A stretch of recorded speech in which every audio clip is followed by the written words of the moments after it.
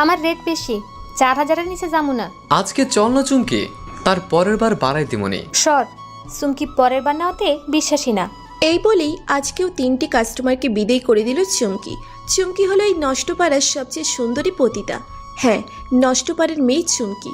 বয়স 24 হবে, লম্বা 5 ফুট 5, গায়ের রং দুধে আলতা, টানা টানা চোখ, ঘন লম্বা চুল। প্রথম দেখাতে যে কেউ পাগল হবার উপক্রম। চুমকির সাজসজ্জা দেখে তাকে এখানকার লাগে না। ওর চড়া সাজ এই মেয়ে সাজে না, তাই হয়তো ওর আগে পিছে সব কাস্টমারটাই খোরে। মনে হয় কোনো ভালো ফ্যামিলির মেয়ে। আসলে ওরকম অনেক কাস্টমারই আসে চুমকির কাছে, কিন্তু ও একজনকে ছাড়া আর কারো কাছেই যায় না। পুরো 1 বছর ধরেই চুমকি তার কাছে যায়। ওর যত টাকা দরকার ওই লোকই দেয়। উনি বেশ ভালো ব্যবসায়ী। ইদানিং ওই লোকটা আসছে না। যাবার আগে 20 দিনের টাকা দিয়েও গিয়েছিল চুমকির জন্য। আর আজ 21তম দিন। চুমকির আজকে মনটা ভালো না। ওর মায়ের জন্মদিন আজকে। মায়ের কথা খুব মনে পড়ছে ওর, তাই ও মানুষ দেখে রেট বলছে। কাজ করার কোনো ইচ্ছেই আজকে নেই। যদিও সবার থেকে রেট সবসময় চুমকিরই বেশি থাকে, তবে হাজার চাইলেও অন্য কারোর সাথে চুমকি যায় না। আবার কেউ বলারও নেই, কেননা সবার থেকে বেশি চুমকিই কামায়। এখানে হোক সেটা একজনের থেকেই। লোকটা আসলে শারীরিক চাহিদা মেটাতে আসে না, সে আসে মনের খোরাক জোগাতে চুমকির কাছে আসে। চুমকির এই নষ্টপাড়ায় প্রায় 1 বছর ধরে আছে। ওর মা বাবা কেউ নেই। মায়ের অসুখের জন্যই মূলত নষ্টপাড়ায় আসা চুমকির। কিন্তু এখানে থেকেও নিজের মান সম্মান শেষ করে দিয়ে নিজের অস্তিত্ব বিলীন করে জীবনের কালো অধ্যায়ের মধ্যে পা বাড়িয়ে এত টাকা খরচ করেও মাকে বাঁচাতে পারেনি ও। মাত্র 9 মাসের মাথায় মাকে হারিয়ে ফেলে। তারপর আর কি? পুরনো জীবনে ফিরেনি কেন চুমকি? কারণ কেউ তাকে গ্রহণ করবে না। অবশ্য চুমকি চেষ্টাও করেছিল, কিন্তু ফলাফল শূন্য। আর তার যে একটা ছোট বোন আছে, তাকেও তো মানুষ করতে পারবে না। তাই শত অনিচ্ছা সত্ত্বেও চুমকি এই নষ্ট কাজ করছে এবং একটি এতিমখানাও চালাচ্ছে। প্রতি মাসে বেশ কিছু টাকা দেয় ওখানে। চুমকির বোন ওখানেই থাকে। চুমকি জানে ওখানে থাকলে ওর বোন ভালো থাকবে। এদিকে আজকেও প্রতিদিনের মতো কাস্টমাররা এসে ভিড় লাগিয়েছে। সবাইকে বিদায় করে দিয়ে ঘুমিয়ে গেছে চুমকি। আসলে চুমকির বয়সের মেয়েদের জীবনে বিয়ে হবার স্বপ্ন থাকে, স্বামী সন্তানের স্বপ্ন থাকে, কিন্তু ওর জীবনে তো এমন কিছুই নেই, নিরামিষ জীবন। তাই কোনো রকম ঘুম আসলেই ওর কাছে সবচেয়ে শান্তি লাগে। আর এতিমখানাতে গেলে রাত 3টে বাজে চুমকির দরজায় ধাক্কা দিচ্ছে আঁখি। রুহিবু বড় আপায় ডাক দিছে, দরজা খোলো দি। আর তোমার কাস্টমার মইরা গেছে বউ, একটা গাড়ি অ্যাক্সিডেন্টে নাকি উনি মইরা গেছে, আজকা খবর পাইছি। তখন সাথে সাথেই দরজা খুলে কিছুটা রেগে চুমকি বলল, তোরে রুহি বলে ডাকতে নিষেধ করছি। এখানে কেউ জানে না আমার নাম রুহি। তুই ওভাবে আমার আর ডাকবি না। আচ্ছা বউ, আর ডাকমু না, খেয়াল আসিল না এই ঘটনা শোনার পর। চুমকিরও খারাপ লাগছে মানুষটার জন্য, কিন্তু পড়ে গেল চিন্তায়, কারণ এখন ওকে আবার কারো কাছে পাঠিয়ে দিবে নিশ্চয়ই। তখন ভয় পেতে লাগলো চুমকি। এখন আসি আখির প্রসঙ্গে। আখি হচ্ছে রুহিদের সাথে একজন মেয়ে। ও রুহিকে খুব পছন্দ করে। রুহির প্রতি ওর কোনো হিংসে কাজ করে না, বরং রুহিকে নিজের বোন ভাবেও। এবার আসল কথা হলো, এই মুহূর্তে চুমকির ডাক পড়েছে এখানকার ঠাকুর আপার কাছে, মানে নিপার কাছে, যে এই পল্লীর সর্দারণী। আর তার ডাক পড়া মানে কোনো জরুরি কাজ আছে। রুহির ছদ্মনাম চুমকি। চুমকি, এত দেরি কেন করলি? কতক্ষণ ধইরা ডাকাইতাছিলাম। আমি ঘুমাইতেছিলাম আফা। রাইতে আবার কিসের ঘুম? আজকে আমার ছুটি। হো, মনে পড়ছে। আচ্ছা শুন, তোর নতুন কাস্টমার ইরা সাহেব এইটা, যা ভিতরে নিয়ে যা। আর এক রাইতে 40,000 দিতে রাজি হয়েছে তোর রূপের কথা শুই না। এরে মানা করা আমার ভালো মনে হয় নাই, তাই আজকে তোর মানা করতেও কাস্টমার নিছি। তুই চিন্তা করিস না, ক্যাশ দিছে সব টাকা। এবার নিয়ে যা সাহেব রে, আর ভালোভাবে খেজমত করিস সাহেবের। চুমকি মনে মনে ভাবছে, এই মহিলা আমারে শান্তি দেবে না। মুখের মিষ্টি খালি টাকা আদায়ের সময় এক প্রকার ভীতিও কাজ করছে মনে। কিরে চুমকি, নিয়ে যা। আচ্ছা। ছেলেটার দিকে চুমকি না তাকিয়েই বলল, দাঁড়ায় আছেন কেন? তখনই নিপা কঠিনভাবে তাকালো চুমকির দিকে। তখন চুমকি স্বাভাবিক গলায় বলল, সাহেব চলেন। তারপর লোকটাকে নিজের ঘরে এনে বসতে বলে চুমকি ফ্রেশ হয়ে একটা গোল্ডেন কালারের শাড়ি পরে আসলো। চুলগুলো খোলা, কপালে ছোট্ট একটা গোলাপি টিপ, বেশ দারুণ লাগছে ওকে। চুমকি এবার ঘরে এলো, লোকটার দিকে তাকালো। তাকিয়ে বেশ অবাক লাগলো, কারণ এর বয়স 28 বা 30 হবে। খুবই সুদর্শন একজন পুরুষ। যে কোনো মেয়েই তাকে বিয়ে করতে চাইবে, কারণ যে কোনো মেয়েই তার মতো পুরুষকেই নিজের জীবনের সঙ্গী হিসেবে চাইবে। লোকটা একটা নীল পাঞ্জাবি পরা বেশ টিপটপ গোছানো মানুষ। বয়স 30 হবে। হাতে একটা ছোট মদের বোতল, সেটা থেকে লোকটা মদ খাচ্ছে। নেশা ধরেছে ওকে ভালোভাবেই। চুমকি তখন তাকে দেখে মনে মনে ভাবছে, এরকম একজন লোকের নষ্ট পাড়ায় আসার কি প্রয়োজন, মাথায় ধরছে না। এসব ভাবতে ভাবতেই চুমকি লোকটার পাশে এসে বসলো। আর পাশে বসতেই ছেলেটা ওর কাছে এসে পড়ল।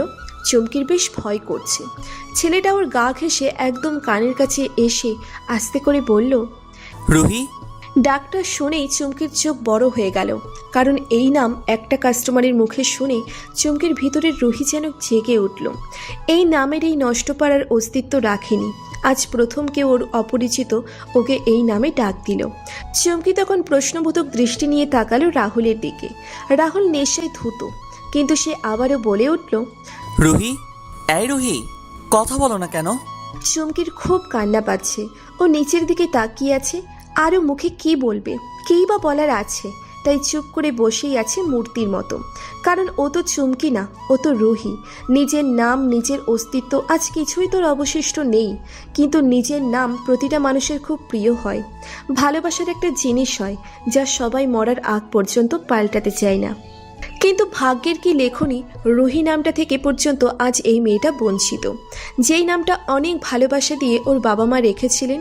ওদিকে রাহুল রুহিকে কথা বলার জন্য বলছে, কিন্তু চুমকি কিছুই বলছে না, বলার কোনো কথা নেই। আর সব থেকে বড় কথা, এই ছেলেটিকে আজ প্রথম দেখছে চুমকি। ওর রুহি জীবনের সাথেও কখনো এর পরিচয় ছিল না। আর এই অন্ধকার জগতে আসার পরে তো একজন লোক ছাড়া কারো সাথেই চুমকির কথাও হয়নি। আর এই পল্লীতে কখনো এই লোকটাকে দেখাও হয়নি। তবে উনি চিনে কিভাবে আমাকে, এই সব ভাবছি রুহি। রাহুল তখন হুট করে মাটিতে বসে পড়ে আর বলতে থাকে, জান, শোনো, আমি আর কখনো ওই কাজ করব না। তুমি প্লিজ ফিরে আসো আমার জন্য, না হলেও আমাদের সেই স্মৃতিগুলোর জন্য ফিরে আসো। তুমি তো আমার রুহি, আমার বাঁচার একমাত্র অবলম্বন তুমি। তুমি কি জানো না, তোমাকে ছাড়া আমি এক মুহূর্ত থাকতে পারি না। তাহলে তুমি কেন চলে গেলে আমাকে রেখে? প্লিজ চলে আসো আমার রুহি, আমি তো তোমার সব কথা শুনি। রুহি, প্লিজ রুহি। এরকম বলেই কান্না করছে রাহুল, খুব কান্না করছে। চুমকি তখন বুঝতে পারল তার জীবনে নিশ্চয়ই কোনো প্রেমিকা ছিল, যার নাম রুহি ছিল, এবং লোকটা তাকে অসম্ভব রকমের ভালোবাসতেন। আর এই জন্যই লোকটা এভাবে কান্না করছে। চুমকি তখন রাহুলের কথাগুলো শুনে আঁচ করতে পারল ও কত কষ্টের মধ্যে আছে। রাহুলের অবস্থা দেখে ভালোই বোঝা যাচ্ছে ও যে পরিমাণে নেশা করেছে, ওর এখন ঘুম প্রয়োজন। তাই চুমকি রাহুলকে উঠিয়ে বিছানায় শুইয়ে দিয়ে পাশেই বসলো। কিন্তু রাহুল ঘুমাতে চাইছে না। ও চুমকির পায়ে মাথা রেখে কোমর জড়িয়ে ধরে চোখ বন্ধ অবস্থায় বলছে, আমাকে প্লিজ এভাবে ফেলে যেও না, আমি মরে যাব। Please Ruhi, please. এখন রাহুল হিতাহিত জ্ঞান কাজ করছে না। মনের কষ্টগুলো বের হয়ে আসছে। চুমকির মন বলছে এই কষ্টগুলো চাপা কষ্ট, কাউকে বলতে না পারা কষ্ট। আজকের চুমকি যদি আগে রুহি হতো, তবে এই মুহূর্তে স্বাভাবিক থাকতে পারতো না, কান্নায় ভেঙে পড়তো। কিন্তু এখন কান্না আসে না আগের মতো, কারণ এই দুনিয়ায় পা দেওয়ার পরের থেকেই জীবন্ত লাশ হয়ে গেছে রুহি। নতুন নামের সাথে নতুন মনও যেমন জন্মেছে ওর। কঠোর একটা মন, যা সম্পূর্ণ রূপেই খুব কঠিন, যেখানে কারোর জন্য মায়া, মমতা, ভালোবাসা কিছুই নেই। আর থাকবেই বা কিভাবে? এটা এমন একটা জগৎ যেখানে এসবের বিন্দুমাত্র জায়গা নেই। এদিকে রাহুল ঘুমিয়ে পড়েছে। চারিদিকে আলো ফুটে উঠেছে। চুমকির এই সময় ঘুমানোর কথা, কিন্তু কেন যেন আজ ঘুম পাচ্ছে না। চুমকি খেয়াল করলো রাহুলের ঘুমন্ত মুখটার দিকে, দেখতে বেশ মায়াবী। চুমকির খুব জানতে ইচ্ছে করছে আসল ঘটনা কি ঘটেছে এই ছেলেটির জীবনে। তার কান্না, দুঃখ এসব কেন যেন মিথ্যে মনে হচ্ছে না। মনে হচ্ছে এর কষ্টগুলো খুব প্যারা দেয়, শান্তি দেয় না একটুও। কিছুক্ষণ পর চুমকি উঠে পায়চারি করছে, আবার বসে থাকছে। এভাবে করতে করতে সকাল 9টা বেজে গেল। রাহুলের ঘুম ভাঙল। সেই সময় চুমকি দাঁড়িয়ে আছে খাটের কোণে। রাহুল উঠে বসে চুমকির দিকে তাকিয়ে মিষ্টি একটা হাসি দিয়ে সামনে এসে ওর হাতটা ধরে বলল, বাসায় চলো প্লিজ, আমি সব পেমেন্ট করে দিচ্ছি। তোমার আর এই জাহান্নামে থাকা লাগবে না। আমি জানতাম না তুমি এরকম একটা নরকে বাস করছো। আমাকে মাফ করে দিও পারলে, কিন্তু আগে বাড়ি চলো। কথাগুলো বলতে বলতে রাহুলের যেন চোখগুলো লাল হয়ে গেল। চুমকি আরও আশ্চর্য হয়ে গেল, যে লোকটার হুঁশ আসার পরেও আমাকে বাড়ি ফিরতে বলছে এবং অন্য কেউ ভাবছে, আবার নামও আমারই বলছে। ব্যাপারটা চুমকিকে বেশ এলোমেলো করে দিচ্ছে। তখন চুমকি বলল, আপনি কাকে বলছেন কথাগুলো? আমাকে বলছেন? তুমি ছাড়া এখানে আর কে আছে? আমি আপনাকে চিনি না, কখনো দেখিওনি। আর আমাকে একটু ক্লিয়ার করে বলবেন প্লিজ, আপনি আসলে কি বোঝাতে চাচ্ছেন? আর আমি আপনার রুহি না, আমি চুমকি। তুমি আমার ওয়াইফ অ্যান্ড দ্যাটস এনাফ। অনেক বেশি বলছো তুমি। আমার উপর তোমার অভিমান থাকতে পারে, কিন্তু তার মানে তো এটা না যে তুমি আমাদের সম্পর্ক অস্বীকার করে ফেলবে। আমি ম্যানেজারকে কল দিচ্ছি, কিছুক্ষণের ভিতরে সব ফর্মালিটি কমপ্লিট হয়ে যাবে আর আমরা বাসায় ব্যাক করতে পারবো। তুমি চেঞ্জ করে আসো, আমিও ফ্রেশ হয়ে নিচ্ছি জান। এই বলেই রাহুল তার ম্যানেজারকে কল দিয়ে বলল, ম্যানেজার, সব ব্যবস্থা করো। একবারের জন্য জাস্ট ইন 10 মিনিট আমার ওয়াইফকে আমি এই নরকে সহ্য করতে পারছি না। চুমকি তখনও ঠাই দাঁড়িয়ে আছে এসব কথা শুনে, আর রাহুলের দিকে দেখছে। তখন রাহুল জিজ্ঞেস করলো, বাথরুম কোথায়? চুমকি হাত দিয়ে ইশারা করে ডান দিকে দেখালো। তারপর রাহুল ফ্রেশ হতে চলে গেল। এরই মাঝে কে যেন চুমকির দরজায় কড়া নাড়ল। চুমকি দরজা খুলে দেখে নিপা দাঁড়িয়ে আছে। কোনো কাম আছে আফা? আমারে ডাক দিতেন। যা, তৈরি হইয়া আয়, তোর তো আজকা এখানে শেষ দিন। মানে তুই এই সাহেবের লগে যাবি এখনই। কেন আফা? এখন থেইকা তুই তোর সাথেই থাকবি রে, তোর কপাল খুইলা গেছে গা, জলদি যা। ঠিক তখনই রাহুল ফ্রেশ হয়ে বের হয়। নিপা রাহুলকে দেখে একটা হাসি দিয়ে বলল, সাহেব, কালকে রাতে কোনো কষ্ট হয় নাই তো? না, অনেক দিন পর শান্তির ঘুম ঘুমিয়েছি। আমরা এখন বের হতে হবে। রুহি, তুমি ফ্রেশ হয়ে আসো তাড়াতাড়ি। তখন নিপার দিকে তাকালো চুমকি। নিপা ইশারায় বলল যেতে। চুমকি ফ্রেশ হতে গেল আর ভাবছি, নিপা এত সহজে আমাকে ছেড়ে দিল? নিশ্চয়ই এই সাহেব অনেক টাকা দিছে, না হলে নিপা এত ভালো না। কিন্তু উনি আমাকে নিতে কেন চাচ্ছে? আমার মতো এমন একটা মেয়ে প্রতি রাতে কিছু টাকা দিলেই উনি পেয়ে যাবে, তবে একেবারে কেন নিতে চাচ্ছে? কারণটা কি কিছুই বুঝতে পারছি না। প্রায় 10 মিনিট পর চুমকি ফ্রেশ হয়ে এলো। হলুদ একটা শাড়ি পরা, ভেজা চুলগুলো কোমরের নিচ পর্যন্ত আছে। কোনো সাজ নেই চেহারায়, কিন্তু এতই সুন্দর লাগছে যেন একটা পরী দাঁড়িয়ে আছে। রাহুল তখন ফোনে কথা বলছিল। তখনই চুমকি বের হয়েছে, আর রাহুল ফোন রেখে এক দৃষ্টিতে চুমকিকে দেখছে। আর আশেপাশে কি হচ্ছে না হচ্ছে এসব কিছুই যেন মাথায় খেলছে না। চুমকি এর মাঝে একবারও তাকালো না রাহুলের দিকে।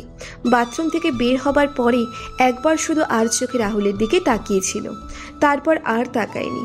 এরপর চুমকি আলমারির কাছে গেল সব কাপড় গোছানোর জন্য। রাহুল তখন ওর কাছে গিয়ে হাতটা ধরল।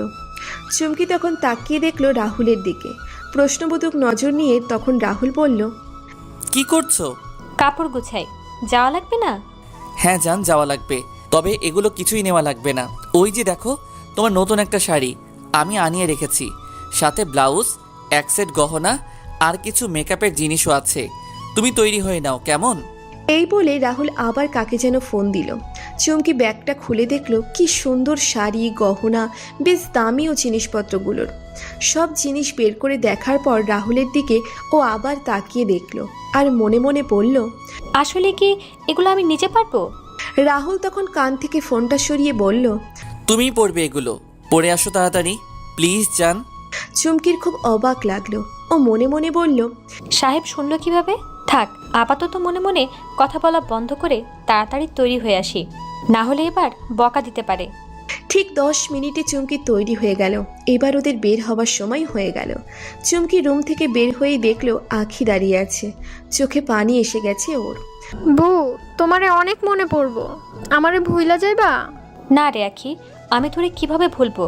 তুই তো আমার সুখে দুঃখে ছিলি, সারা জীবন তুই আমার আপন বোনের মতন। সাহেব, রুহি বউয়ের খেয়াল রাখেন। আখি, তুমি চিন্তা করো না। ভালোভাবে থাকিস, সাহেবের খেদমত করিস ঠিক মতো।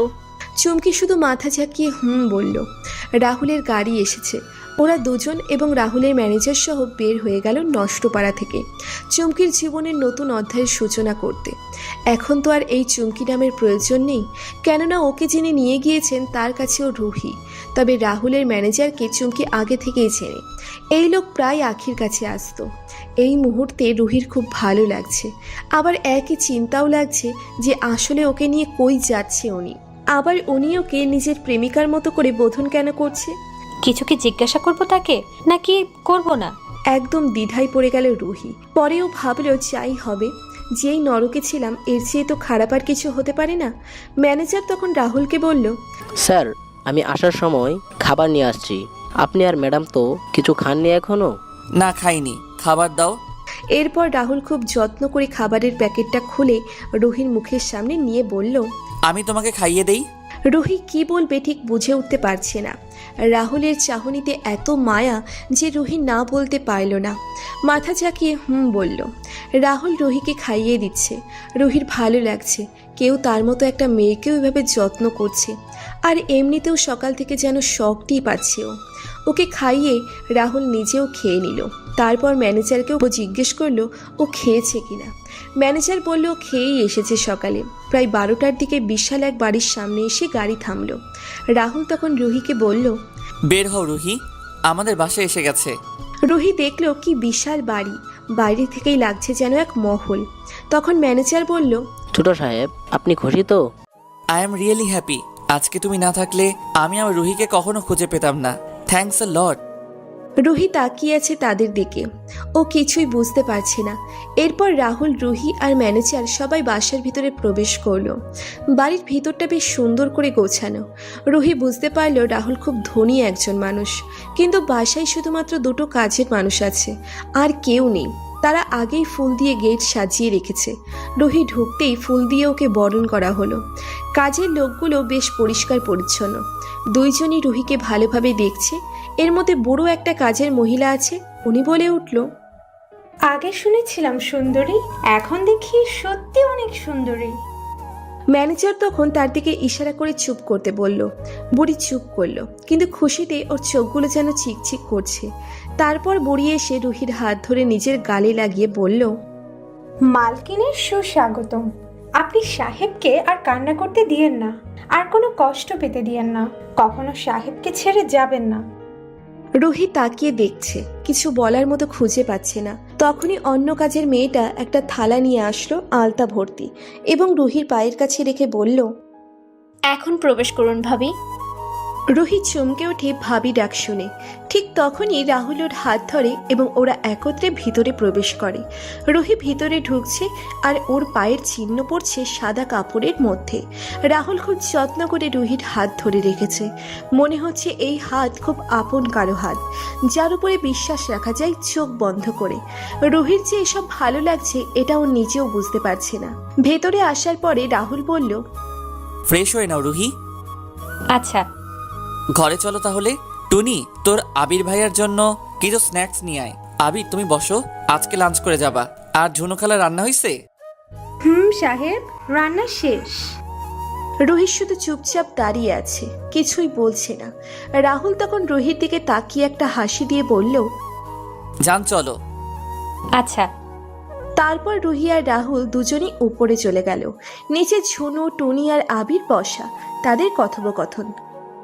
বাবা, তুমি যদি আজকে না থাকতে তাহলে আমাদের সাহেবের মুখে এই হাসি আর দেখতে পেতাম না।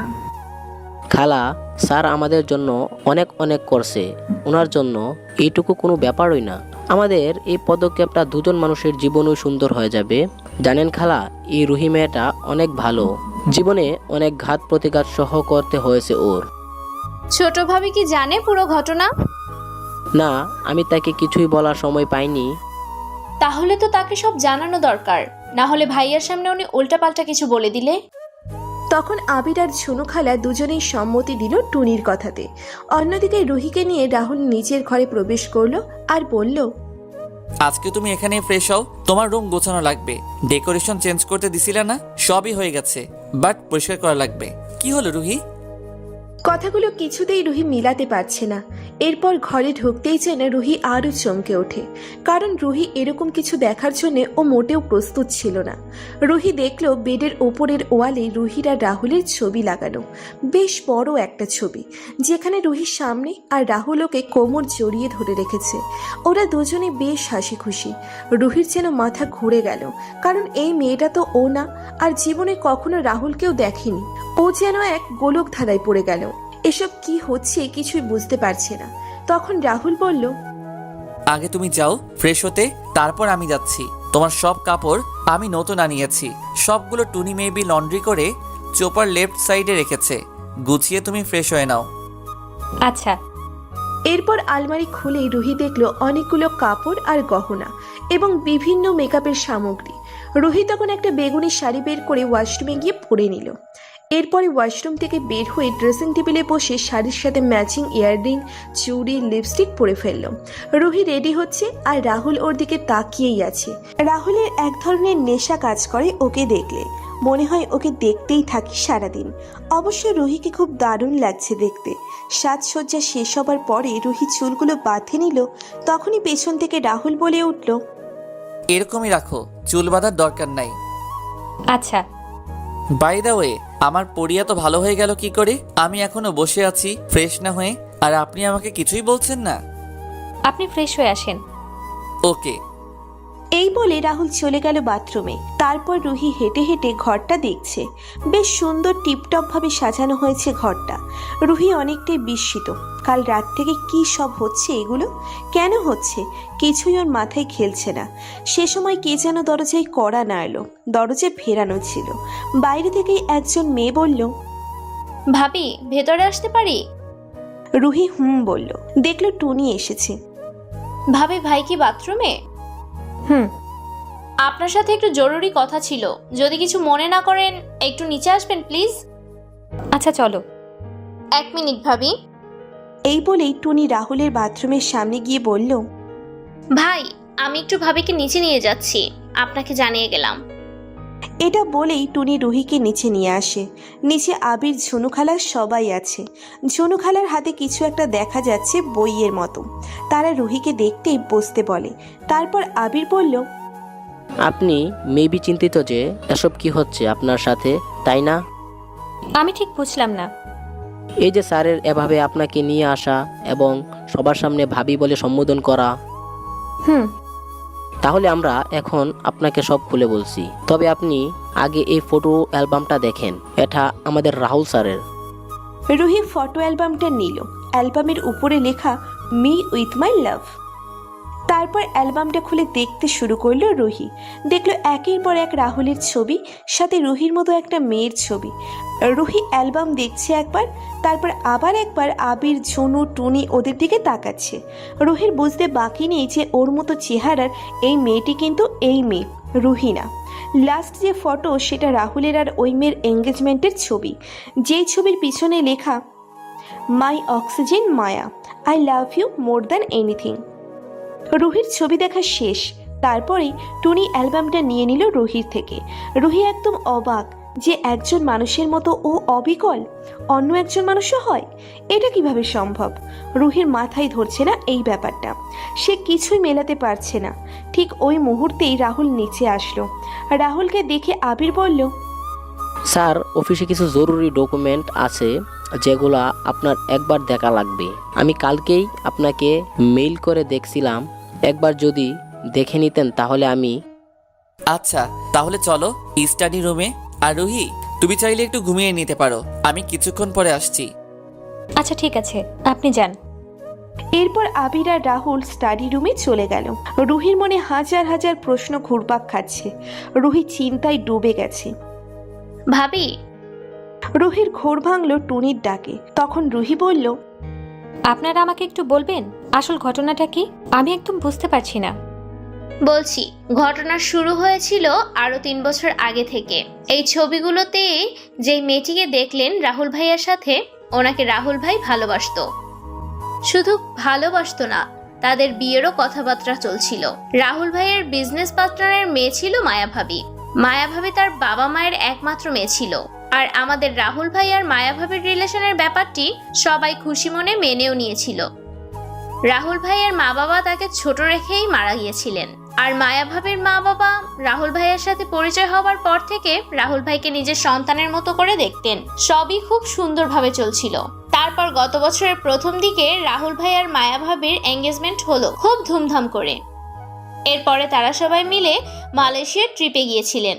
সেখানে একটা বাংলাদেশি ছেলের মায়া ভাবিকে পছন্দ হয়ে যায়। ওই লোক একটা গুন্ডার মতো ছিল। মায়া ভাবিকে প্রপোজ করে বসে। ভাবি রাগের মাথায় ওকে বেশ অপমান করে এবং থাপ্পড় দেয়। এরপর বাংলাদেশে আসার পরে এই ঘটনা সবাই ভুলে যায়, কিন্তু এরপর যেন আমাদের অশান্তি শুরু হয়ে যায়। আমাদের সুখের পরিবারটাও অসুন্দর হয়ে যায়। ভাবির বাবার সকল বিজনেস নষ্ট হয়ে যায়, তারা খুব ভেঙে পড়ে, কিন্তু রাহুল ভাই তাদের যথেষ্ট সাপোর্ট করতেন। এরপর তারা রাহুল ভাইয়ের বাসায় এসে থাকা শুরু করলেন। তখন রাহুল ভাইয়ের যেন ভালোবাসা আরো বেড়ে গেল ভাবির জন্য, খুব বেশি আহ্লাদ করতেন তাকে। ভাইয়ের পুরো দুনিয়া একদিকে আর ভাবি একদিকে। ভাই যে কি পরিমাণ ভালোবাসতো ভাবিকে, এটা যেন না দেখে কেউ বিশ্বাস করবে না। আমরা দেখেছি, তাই আমরা জানি। ভাবিদের অবস্থা পড়ে যাওয়ার কারণে ভাই সিদ্ধান্ত নিলেন যে বিয়েতে বেশি দেরি করা যাবে না, তাই তাদের বিয়ে ঠিক করা হলো মাত্র 2 মাস পরে, মানে মে মাসের দিকে।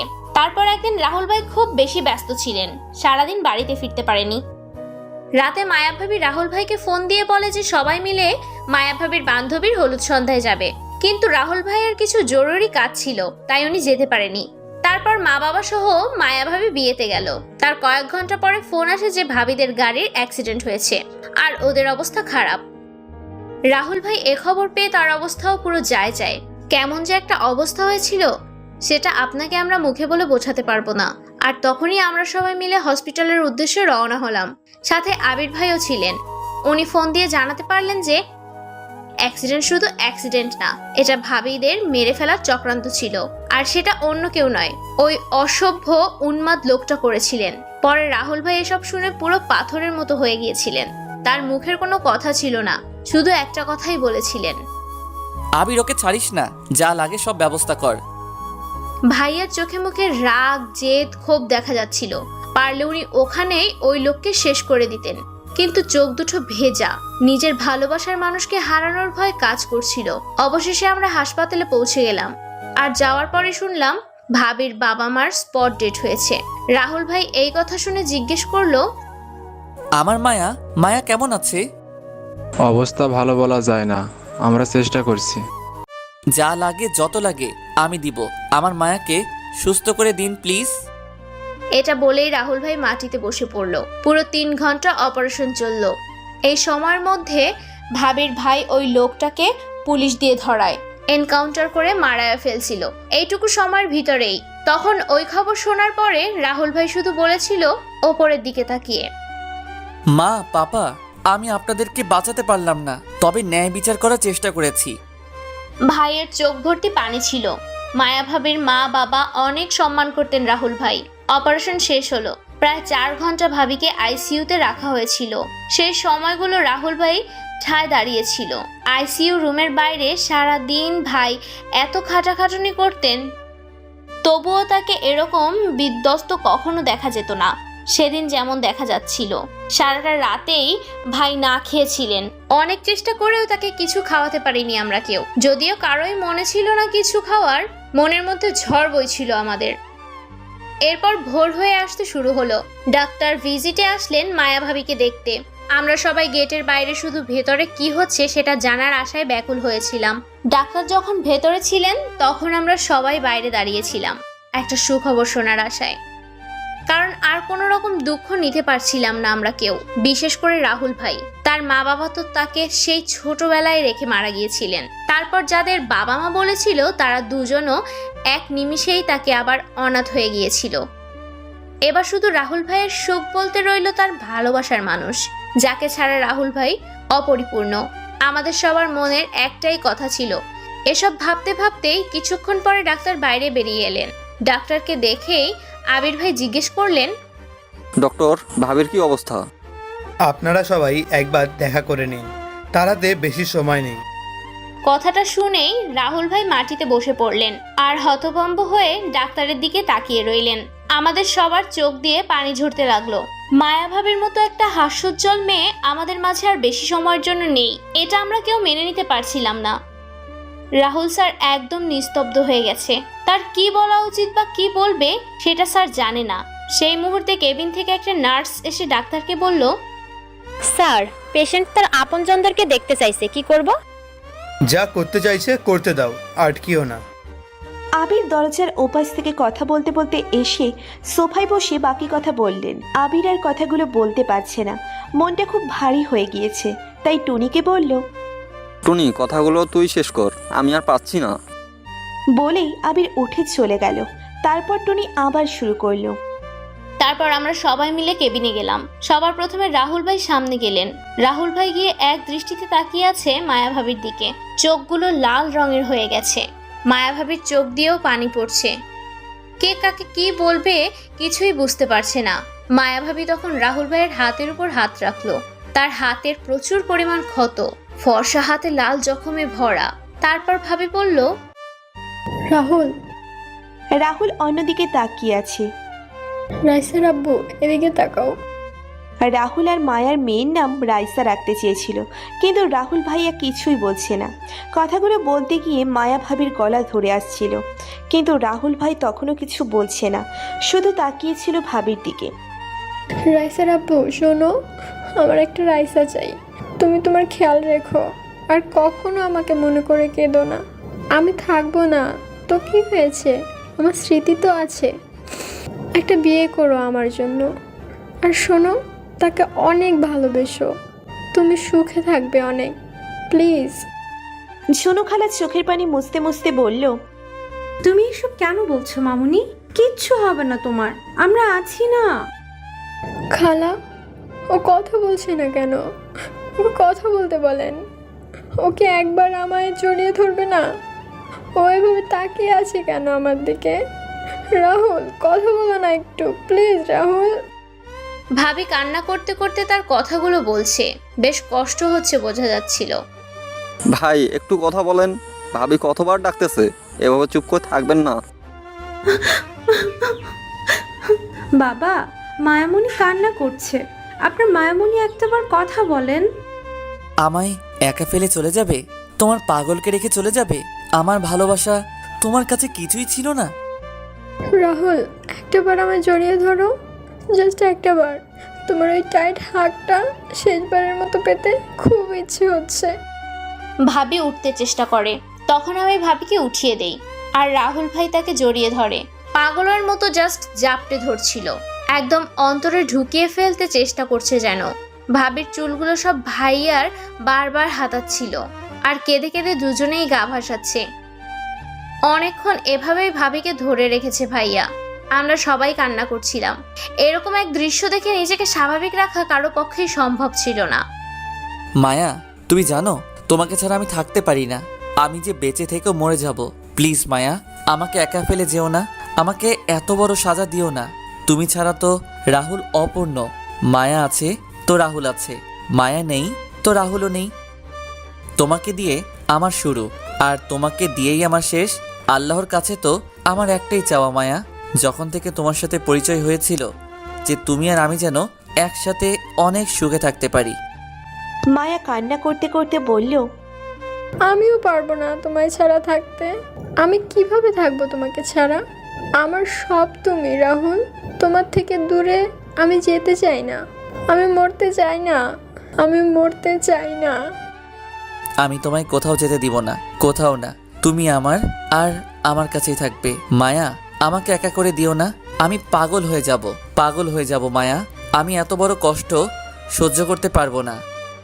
আবির, ঝুনু খালা আর টুনির দিকে তাকিয়ে মায়া বলল, আপনারা সবাই আমাকে মাফ করে দিবেন প্লিজ। জানা অজানায় অনেক ভুল ভ্রান্তি করেছি। না ভাবি, আপনি অনেক লক্ষ্মী একটা মেয়ে। আমরা আপনাকে অনেক সম্মান করি। ঝুনু খালা, রাহুলের জন্য একটা পরীর মতো মেয়ে এনে দেবেন। আমার রাহুলকে যেন অনেক ভালোবাসা দিয়ে আগলে রাখে। ওকে বিয়ে করানোর দায়িত্ব কিন্তু আপনাদের সবার।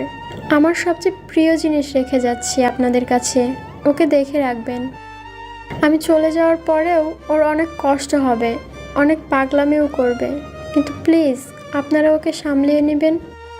মায়া, উইল ইউ স্টপ দিস মায়া? ভেবেছিলাম বিয়ের পর খুব করে ভালোবাসা দিব আমার রাহুলকে, কিন্তু দেখো আমাদের ভাগ্য কেমন একটা খেলা খেললো আমাদের সাথে। আমি তোমার স্ত্রী হওয়ার আগেই চলে যেতে হচ্ছে। আমার বউ কেউ হলে মায়াই হবে, আর কেউ হবে না, কখনোই না। I love you a lot, please don't leave me. আমিও তোমার সাথে চলে যাব মায়া। এই দুনিয়াতে আমার আর কোনো কাজ নেই। রাহুল, ভুলেও না এ কথা মাথায় এনো না। আমি মারা যাওয়ার পরে তোমার নিজ হাতে আমার খাটোলা নিয়ে কবরস্থানে যাওয়া লাগবে। এটাই আমার লাস্ট উইশ। পূর্ণ করবে না তুমি? রাহুল কান্না করতে করতে বলল। এই আশাটা পূরণ করতে গিয়েছে রাহুলের বুকে রক্তক্ষরণ হচ্ছে খুব।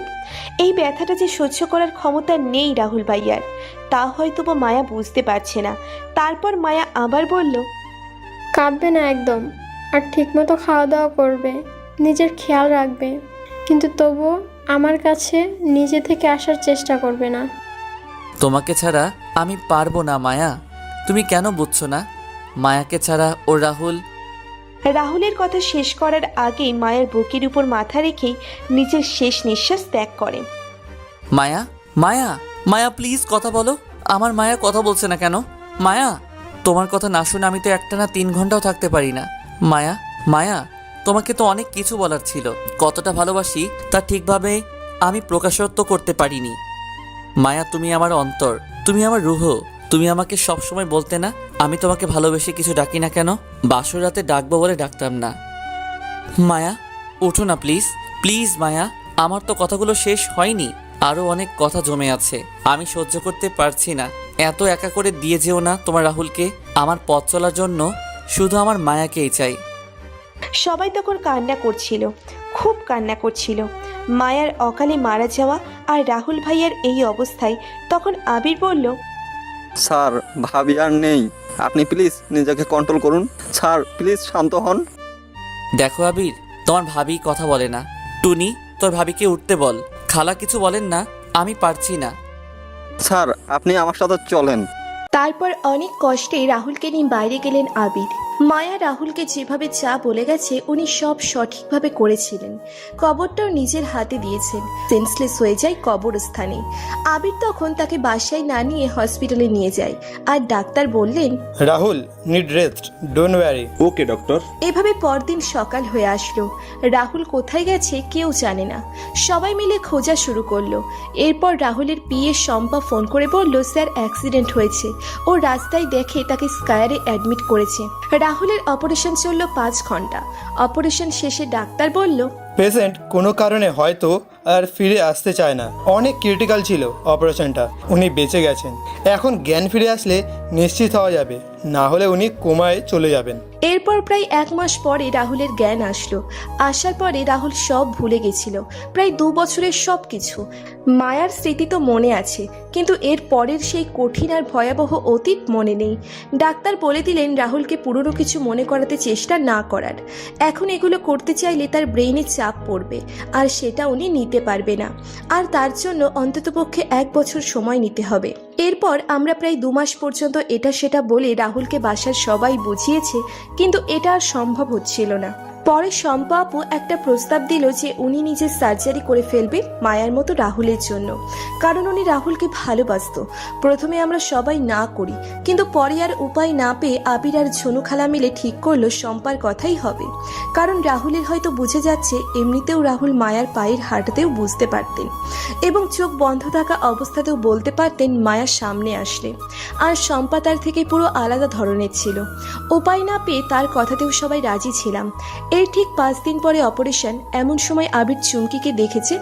দেখে আবির চুমকির পুরো খোঁজ খবর নিয়েছে এবং চুমকিকে বাসায় নিয়ে আসে।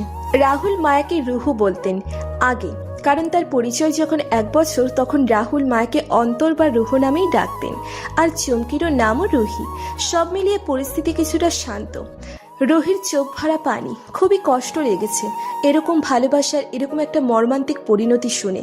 রুহি তো নিজ জীবনে ভালোবাসা পায়নি, পতিতাদের জীবনে ভালোবাসা আসেও না।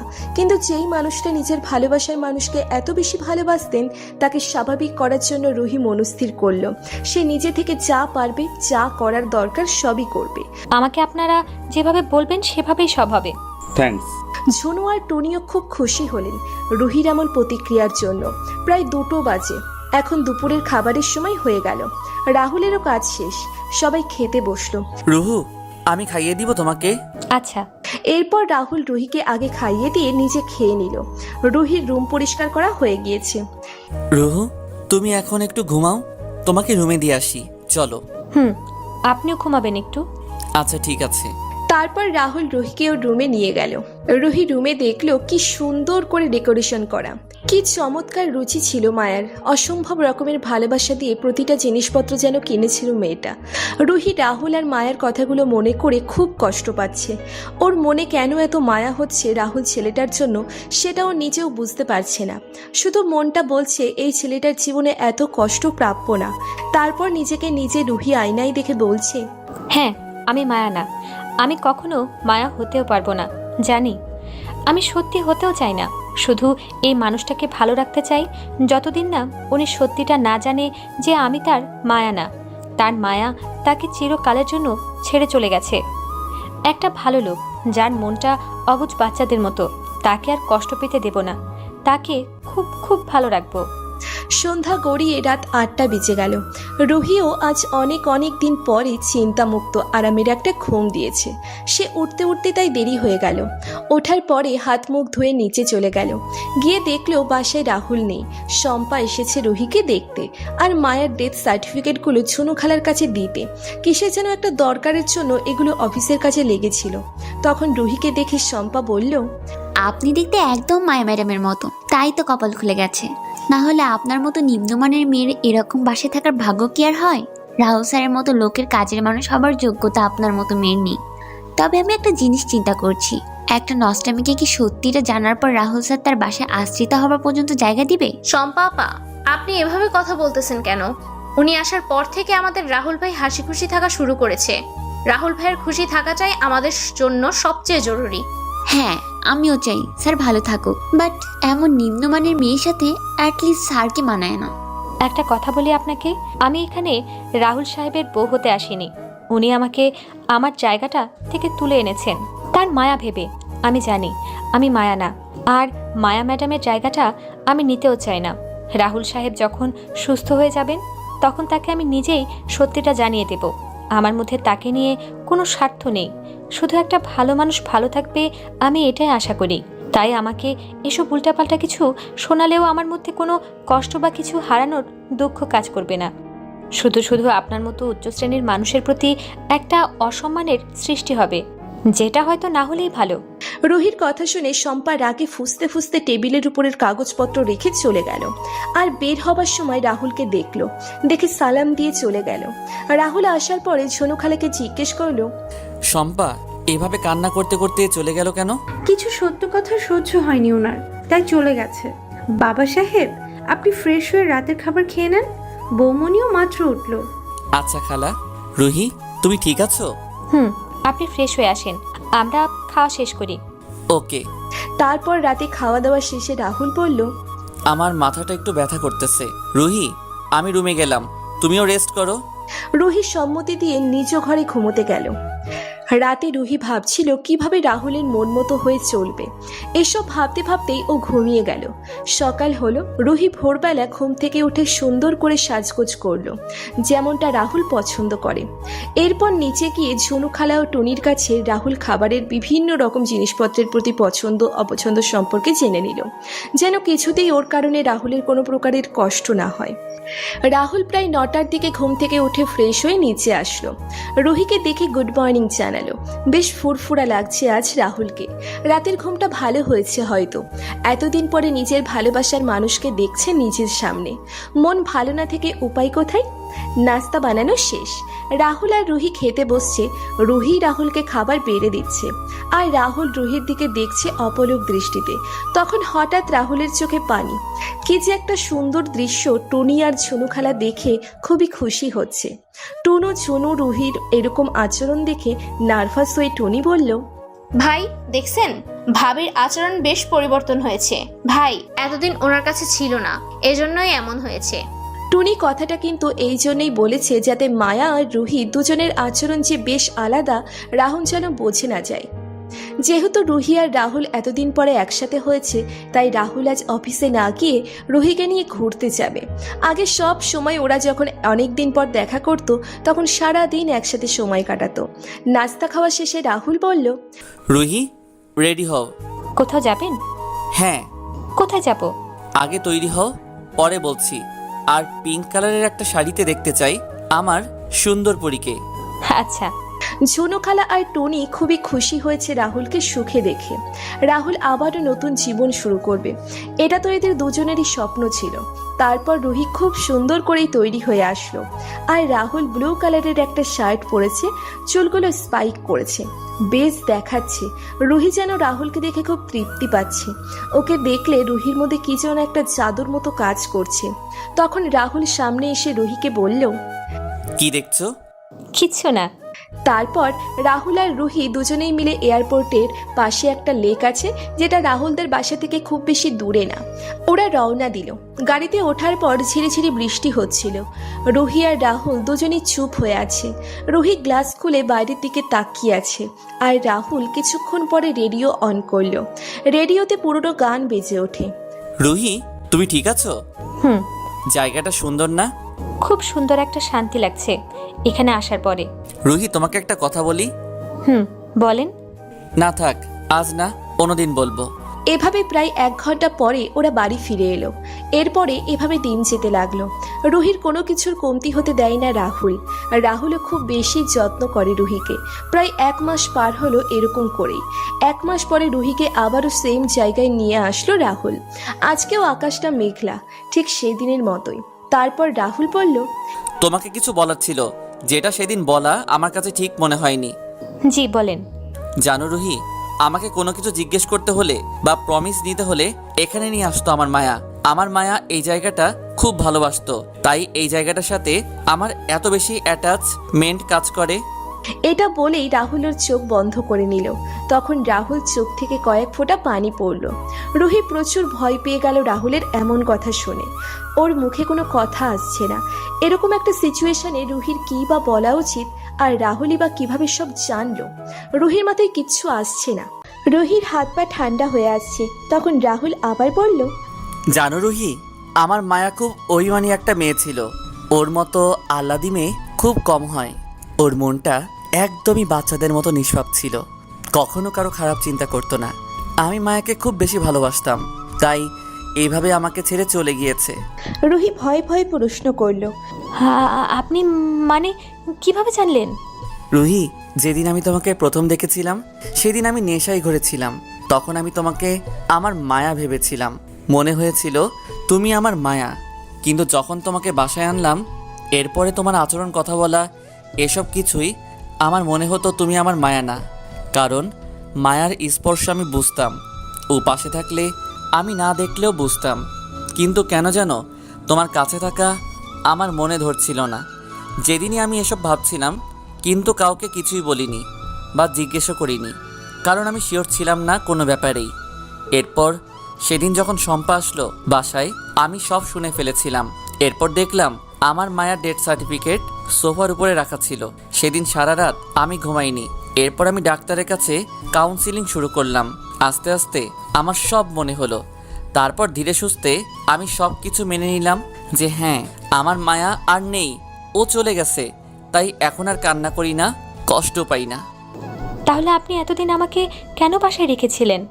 আমার মায়া অসহায়দের পাশে দাঁড়িয়েছে সারা জীবন। মায়া অনেক ভালো একটা মানুষ ছিল, ও আমার হৌ বউ ছিল। এই জন্য বলছি না, তোমার মতো মেয়েদের জন্য ও একটা কিছু করতে চেয়েছিল, কিন্তু সময় পাইনি। আমি যদি সেদিন তোমাকে না রাখতাম, তাহলে হয়তো তোমার আবারও ওই অন্ধকার দুনিয়ায় ফিরে যাওয়া লাগতো। আর আমি তা চাই না, আমার জন্য কারো জীবনটা আবারও নষ্ট হয়ে যাক। আমি এই কয়দিন তোমাকে কিছুই বলিনি, জিজ্ঞেসও করিনি। এর পেছনে শম্পা একটা বিশেষ ভূমিকা রেখেছে। আর শম্পা আমার খুবই কাবিল একটা এমপ্লয় ছিল বরাবর, যার কারণে আমি বুঝতাম ও আমাকে পছন্দ করে। এটা জানা সত্ত্বেও ওকে চাকরিতে রেখেছিলাম। কাল শম্পার বিয়ে হয়ে গিয়েছে। এখন আর কোনো ঝামেলা নেই আমার জীবনে। আমি শান্তিমতো আমার মায়াকে ভেবে বেঁচে থাকতে পারবো বাকি জীবন। আপনি আমাকে ভুল বুঝেননি তো? আমি আসলে... না, তোমাকে ভুল বুঝিনি। আর এখানে তোমার কোনো দোষও নেই। আবির, ঝুনুখালা আর টুনি আমার সুখের জন্যই এইসব করেছে, সেটা আমি বুঝি। তুমি নিজেকে দোষারোপ করো না। রুহি মনে মনে ভাবছে উনি মায়াকে বড্ড বেশি ভালোবাসেন। রাহুলের কষ্ট মায়াকে ছাড়া রাহুল বাকি জীবন অতিক্রম করা লাগবে, এটা ভেবেই রুহির চোখ দিয়ে পানি পড়ছে। রুহি, তোমার আর মায়া সাজা লাগবে না। এরপর কিছুক্ষণ দুজনে নীরবতা পালন করলো। তখন হঠাৎ বৃষ্টি শুরু হয়ে গেল। রুহি আর রাহুল দুজনের অশ্রুসিক্ত নয়ন, কেউ কাউকে দেখছে না। তারা দুজনই তাকিয়ে আছে আকাশের পানে। দুজনের মনে দু ধরনের কষ্ট কাজ করছে, কিন্তু তারা একে অপরের জন্য ব্যথিত। ভাগ্য যেন এক নিষ্ঠুর খেলা খেলছে তাদের সাথে। রুহির ইচ্ছে করছে রাহুলকে জড়িয়ে ধরতে আর রাহুলের সব কষ্ট নিজের মধ্যে নিয়ে নিতে, কিন্তু রুহি পারছে না। ওর তো অধিকার নেই, কারণ রাহুলের মতো একটা ছেলের পাশে দাঁড়ানোর মতো যে যোগ্যতা থাকা লাগে সেটাও হারিয়ে ফেলেছে। যেদিন ওই নষ্ট পাড়ায় ওর পা রাখতে হয়েছিল, এখন নির্বাক হয়ে রাহুলের কষ্ট দেখা ছাড়া আর কোনো উপায় রুহির নেই। এভাবে প্রায় 20 মিনিট পর রাহুল বলল, চলো বাসায় যাই। রুহি কিচ্ছু বলল না, শুধু হ্যাঁ সূচক মাথা নাড়িয়ে সম্মতি দিল। এরপর বাসায় ফিরে গেল ওরা। টনি রাহুল আর রুহিকে দেখা মাত্রই বলল, ভাবি, আপনি আর ভাইয়া তো ভিজে গেছেন পুরো, আমি টাওয়াল নিয়ে আসি। কিন্তু রাহুল তখন কিছু না বলেই ঘরে চলে এলো। এটা দেখে টনি বলল, ভাবি, কিছু হয়েছে?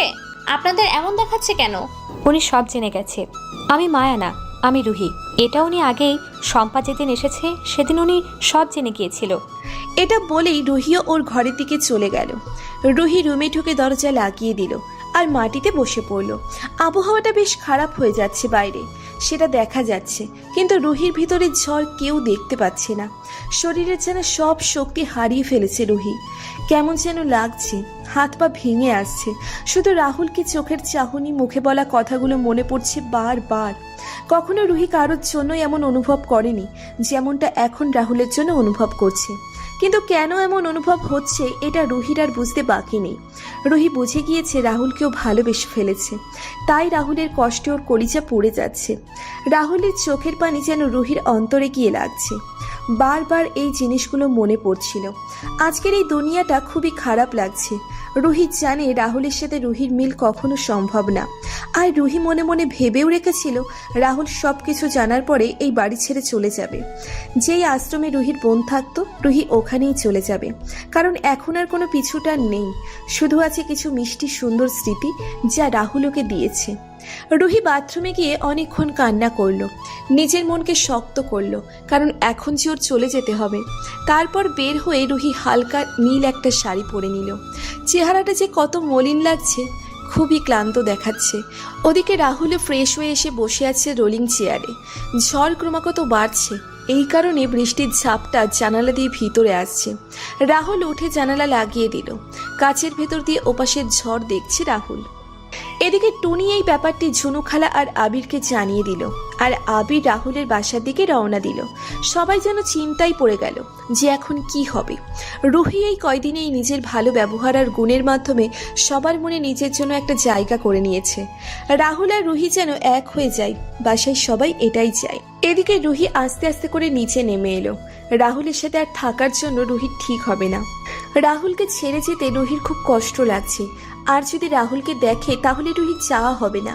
কিন্তু মায়ের মতো চেহারা নিয়ে প্রতি মুহূর্তে রাহুলকে মায়ের কথা মনে করিয়ে রুহির থাকাটাও ঠিক হবে না।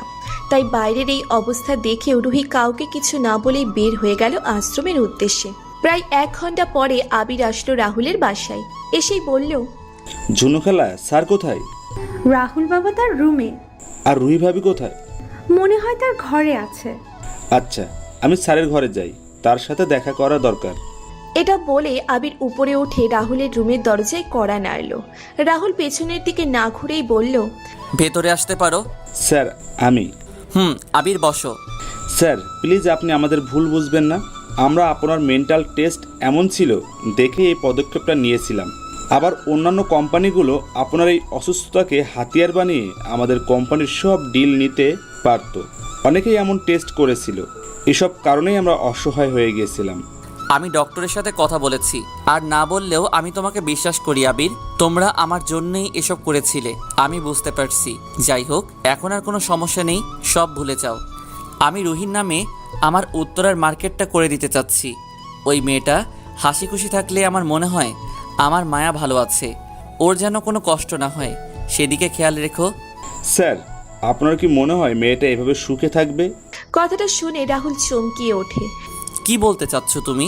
স্যার, আপনি কি বুঝেন রুহি আপু আপনাকে অনেক বেশি ভালোবাসে? কিছুদিন আগে যখন আপনার জ্বর ছিল, উনি না খেয়ে সারা দিন রাত আপনার সেবায় ব্যস্ত ছিল। এগুলো কি উনি মায়া হিসেবে করেছে?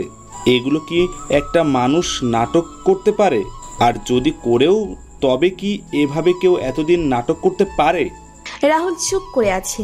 স্যার, আপনি যদি সত্যি চান যে রুহি আপু খুশি থাকুক, তাহলে ওনাকে আমার ভাবি বানিয়ে ফেলেন। উনি আপনার টাকা বা আপনার রূপকে ভালোবাসেননি, উনি ভালোবাসে আপনার মনকে। আর মায়া ভাবিও চাইতেন আপনি ভালো কোনো মেয়েকে বিয়ে করে জীবনে সুখী হবেন। আর একটা কথা কি স্যার, ভাবির চারিত্রিক দিক থেকে এখনও পবিত্র আছেন। আমি তার ব্যাপারে সব খোঁজ নিয়েছিলাম আগেই। আমি আপনাকে এভাবে সব বলতাম না, কিন্তু আজ না বললে পরে আর বলা হতো না। এমন সময় টুনি দৌড়ে এসে রাহুলকে বলল, ভাইয়া ভাইয়া, ভাবি বাসায় নেই। এই অবস্থায় উনি কোথায় যেন চলে গিয়েছে। মানে তুই ভালো মতো দেখেছিস? জি ভাইয়া, আপনি প্লিজ ভাবিকে খুঁজে বের করেন। তার অবস্থা খুবই বিধ্বস্ত হয়ে গিয়েছিল। আবির চলো, রুহিকে খুঁজতে হবে। এরপর ওরা বেরিয়ে পড়ল। রাহুল টেনশন বেড়ে গেল। অনেক সময় খোঁজার পরেও যখন রুহিকে পেল না, তখন ও রুহির আশ্রমে চলে গেল। এই আশ্রমের প্রতি রুহির একটা টান আছে, এটা রাহুল জানে। আশ্রমে গিয়েই রাহুল দেখলো রুহি ওখানেই আছে। রুহি একটা ছোট্ট বাচ্চার কান্না থামাচ্ছিল। কি অপরূপ লাগছে ওকে দেখতে। দেখে যেন রাহুলের স্বস্তি ফিরে এলো। তখন রাহুল ডাক দিল, রুহি। রাহুলের ডাক শুনেই রুহির চোখ বড় হয়ে গেল এবং অবাক হলো রাহুলকে দেখে। রাহুল একেবারে ভিজে গেছে পুরোপুরি, কেমন ক্লান্ত দেখাচ্ছে ওকে। রুহি বাচ্চাকে অন্য একজনের কোলে দিয়ে এসে রাহুলকে বলল, আপনি এখানে কি করছেন? এখানে কেন এসেছেন? তুমি এখানে কেন এসেছো? আমি আর আপনাকে কষ্ট দিতে চাই না, আপনি প্লিজ চলে যান।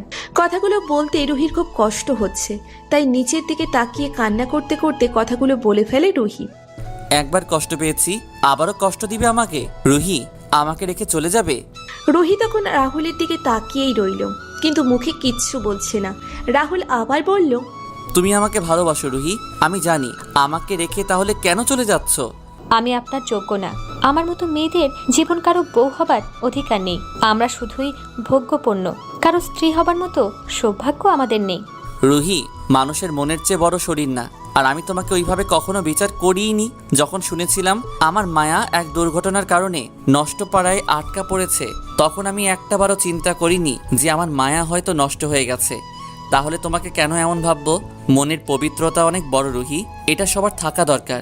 আর আমি জানি তুমি কারোর সাথে কখনো কিছু করনি, আর যদি করতেও তবুও তুমি আমার কাছে এমনই থাকতে। রুহি এবার কান্না আর যেন চেপে রাখতে পারছে না। রাহুল আবার বলল, আমাকে ছেড়ে গেলে কষ্ট তো একা তুমি না, আমিও পাবো। কারণ তুমি আমার অভ্যাসে পরিণত হয়ে গেছো। জানো রুহি, আমি কয়েক ঘন্টা আগেও এই জিনিসটা বুঝতে পারছিলাম না। তুমি যখন চলে গেলা তখন আমি বুঝলাম যে আমার বেঁচে থাকার জন্যে রুহিকে লাগবে। আমি অনেক কষ্টে মায়াকে ছাড়া থাকার অভ্যাস করেছি, কিন্তু এখন আবার তোমাকে ছাড়া। রুহি এবার আর একটা কথাও রাহুলকে বলতে দিল না। সাথে সাথেই রাহুলকে জড়িয়ে ধরলো। রাহুলও রুহিকে চেপে ধরলো। দুটো পিপাসায় কাতর আত্মা যেন নিজের অমৃত খুঁজে পেয়েছে। তাদের অপ্রকাশিত ভালোবাসা আজ সফল হয়েছে। সেই রাতেই রুহিকে বিয়ে করে একবারে বাসায় ফিরেছি। রুহি আর রাহুল দুইজনের মাধ্যমে পূর্ণতা পেয়েছে তাদের ভালোবাসার। এরপর ওদের সব দুঃখ কষ্ট শেষ হয়ে নতুন জীবনের পথে ওরা একে অপরের হাত ধরে চলতে শুরু করলো। বিশেষ দ্রষ্টব্য, সম্পূর্ণ কাহিনী কাল্পনিক। বাস্তবে রুহিদের জীবন সুন্দরভাবে শেষ হয় না। তবে আমরা যদি পারি তাহলে তাদের পাশে দাঁড়ানো উচিত। কারণ আমার মনে হয় না কোনো মেয়ে নিজের স্বইচ্ছায় এসব কাজ করে। তাই আমাদের উচিত তাদের সাহায্য করা, অন্তত মনুষ্যত্বের জন্য হলেও। নতুন নতুন গল্প শুনতে আমাদের চ্যানেলটি সাবস্ক্রাইব করে বেল বাটনে ক্লিক করতে ভুলবেন না।